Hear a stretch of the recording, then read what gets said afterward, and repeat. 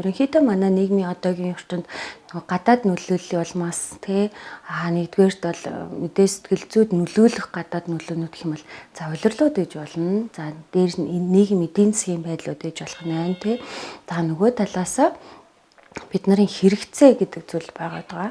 Тэр тэдгээр зүйлүүдээс болж тухайн хэрэгцээ үл хангагдсанаас шалтгаалan сэтгэл зүйн докторгүй байдлуудад орох боломжтой гэсэн үг. За сүүлийн үеүүдэд ялангуяа бидний хамгийн их сэтгэл готролд ч юм уу төвшөлтөнд ч гэдэг юм уу докторгүй байдалд хүргээд байгааг бол асуудал маань бид нэр тархиа ерөөсөө хийж амрааж чадахгүй байгаа. Үүний нэг жишээ нь юу гэхээр нойргол гэдэг зүйл байгаад байгаа гэсэн. Тэгэхээр нөгөө ихэнх хүмүүс маань нойргол гэхээр зөвхөн унтахгүй байх нь гэж ойлгоод байдаг тийм. Гэтэл нойргодлын шинжүүд дээр ихэнх хүмүүс дээр явахад бол манай Монголын иргэд байтугай ер нь дэлхийд даяараа гэсэн. Нойргодлын шинжүүд бол нойрны тулгамдсан асуудал байнгын өртцсөн явж байдаг. Тэгээд тэрийг анзаардаггүй, мэддэггүй.